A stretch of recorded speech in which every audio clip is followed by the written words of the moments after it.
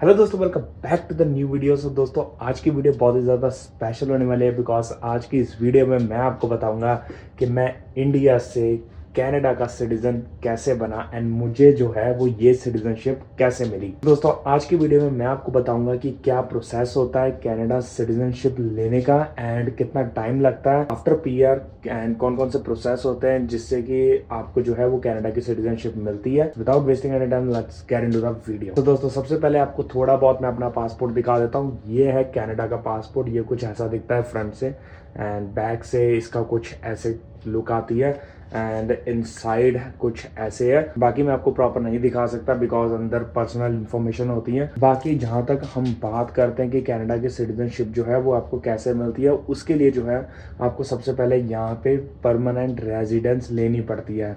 Means आपको यहाँ पे पीआर लेनी पड़ती है। जब आपका पीआर हो जाता है उसके बाद जो है 2 साल के बाद आप लोग अपनी कनाडा की सिटीजनशिप जो है उसको अप्लाई कर सकते हैं। लेकिन टोटल जो है वो आपको 3 साल चाहिए होते हैं कनाडा के अंदर अगर आप लोगों ने कनाडा की सिटीजनशिप अप्लाई करनी है। अब वो 3 साल कैसे गिनते हैं? अगर तो आप लोग कनाडा में डायरेक्ट पीआर आ रहे हो किसी कंट्री से, फिर तो आपको प्रॉपर पूरे 3 साल जो है वो यहाँ पे रहना पड़ता है कनाडा के अंदर। अब ये ज़रूरी नहीं कि वो आपको टुगेदर ही 3 साल लाइन में रहने। ऐसा भी हो सकता है कि जैसे आप 2 साल यहाँ पे रहे हो, फिर आप 2-3 महीने के लिए अपनी कंट्री में वापस गए हो एंड फिर आप वापस आ रहे हो। मीन्स टोटल आपको 3 साल पूरे करने हैं अगर आपको सिटीजनशिप अप्लाई करनी है। एंड कुछ केसेस में ऐसा हो जाता है कि पीआर के बाद आपको सिर्फ 2 साल ही चाहिए एंड पीआर से पहले जो है वो आपका 1 साल काउंट हो जाता है। अब वो कैसे? वो ऐसे कि जैसे कि जो लोग यहाँ पे एज एन इंटरनेशनल स्टूडेंट आते हैं या वर्कर आते हैं, सो उनका जो है वो यहाँ पे कम से कम वो 2 साल की स्टडी लेके आते हैं। सो 2 साल की स्टडी में वो उनका 1 साल जो है वो काउंट हो जाता है। मीन्स आप किसी भी टेम्परेरी वीज़ा पे यहाँ पे आ रहे हो, फिर चाहे आप 3 साल के लिए आ रहे हो, 4 साल के लिए आ रहे हो, लेकिन टेम्परेरी वीज़ा पे खाली आपका जो है वो एक ही साल गिना जाता है। उसके बाद जब आप पीआर हो जाते हो, सो पीआर होने के बाद आपको प्रॉपर 2 साल देने होते हैं एंड टोटल मिला के आपके 3 साल हो जाते हैं एंड उसके बाद ही जो है वो आप कनाडा की सिटीजनशिप अप्लाई कर पाते हैं। बाकी अगर हम बात करें इसके प्रोसेस की कि इसका क्या प्रोसेस होता है, सो पीआर होने के बाद जब आपको 3 साल प्रॉपर हो जाते हैं, मीन्स 1095 डेज आपको कंप्लीट करने होते हैं यहाँ पे। एंड जब वो आपके कंप्लीट हो जाते हैं उसके बाद जो है आपको ऑनलाइन फॉर्म फिल करना होता है। वो फॉर्म फिल करने के बाद 2-3 चीज़ें मेन होती हैं। एक तो आपकी ओथ सेरेमनी आती है, वो आती है जब आपका सारा प्रोसेस कंप्लीट हो जाता है। उससे पहले आपका बैकग्राउंड चेक होता है एंड आपका क्रिमिनल चेक वगैरह वो सारे चीज़ें होती हैं। एंड उससे पहले आपके एक मेन चीज़ होता है जो कि है सिटीजनशिप टेस्ट। एंड ये टेस्ट आप लोगों को क्लियर करना बहुत ही ज़्यादा इम्पॉर्टेंट है बिकॉज इस टेस्ट के बगैर आपको जो है वो सिटीजनशिप नहीं मिलती। एंड ये टेस्ट हर किसी को देना पड़ता है। एंड दूसरी चीज़ की जो रिक्वायरमेंट होती है वो होती है आपकी आइल्स की। एंड जब आप पीआर वगैरह होते हो, सो जब आप यहाँ पे एज एन इंटरनेशनल स्टूडेंट आए होते हो, सो आप जिस भी कॉलेज से पास आउट करते हो, फिर चाहे वो कोई भी कोर्स हो, सो उसकी जो है वो ट्रांसक्रिप्ट वगैरह भी उसमें लग जाती है as an English language proficiency उनको दिखाने के लिए कि भाई हम इंग्लिश जो लैंग्वेज है हमें अच्छे से आती है। या तो अगर आपके पास आइल्स है जब आप यहाँ पे आए थे, तो वो भी आपकी लग जाती है। अगर आपकी आइल्स एक्सपायर भी हो गई है तो उसमें भी कोई डरने वाली बात नहीं बिकॉज इसके अंदर जो है वो आप अपनी एक्सपायर्ड जो है आइल्स वो भी लगा सकते हो।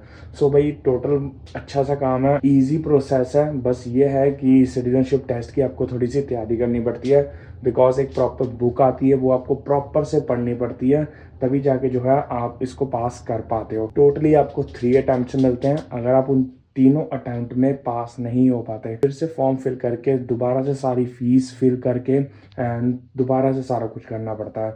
सो भाई बहुत ही ज़्यादा हार्ड है बिकॉज इसकी फ़ीस भी बहुत ज़्यादा है जो कि आपको बार बार फिल करनी पड़ेगी। जहाँ पे हम फीस की बात कर रहे हैं तो भाई इसकी फ़ीस समथिंग अराउंड $680 थी जब मैंने अप्लाई किया।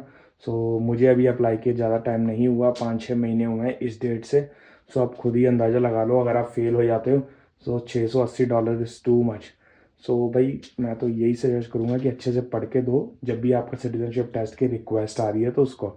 बाकी मैं आपको बुक दिखाता हूँ कि बुक कैसी है। तो दोस्तों जब भी आपको सिटीजनशिप टेस्ट की रिक्वेस्ट आती है, सो भाई ये है वो बुक जिससे आपको प्रिपरेशन करनी होती है। इस बुक का नाम है डिस्कवर कैनेडा। एंड ये जब भी आपको मेल आती है टेस्ट की प्रिपरेशन के लिए, सो इस टेस्ट के अंदर आपको लिंक दिया होता है, वहाँ से जो है आप इसका ऑनलाइन वर्जन भी डाउनलोड कर सकते हैं। एंड अगर आपको इसकी फिजिकल कॉपी चाहिए सो वो भी आपको मिल जाती है, वो आप ऑर्डर कर सकते हैं। एंड इसकी कोई कॉस्ट भी नहीं होती। आपको इसकी जितनी मर्जी कॉपीज चाहिए वो आप ऑर्डर कर सकते हैं। अगर 2 चाहिए 3 चाहिए सो ये फ्री होती है बिल्कुल ही। एंड दोस्तों अगर आप इसकी थिकनेस वगैरह पे जाएं तो भाई देखो इतनी मोटी ये बुक है। अगर आपने पास होना है सो आपको पूरी इसकी तैयारी करनी पड़ती है। बाकी अगर आप यूट्यूब वगैरह से भी इसके जो है वो तैयारी कर सकते हैं।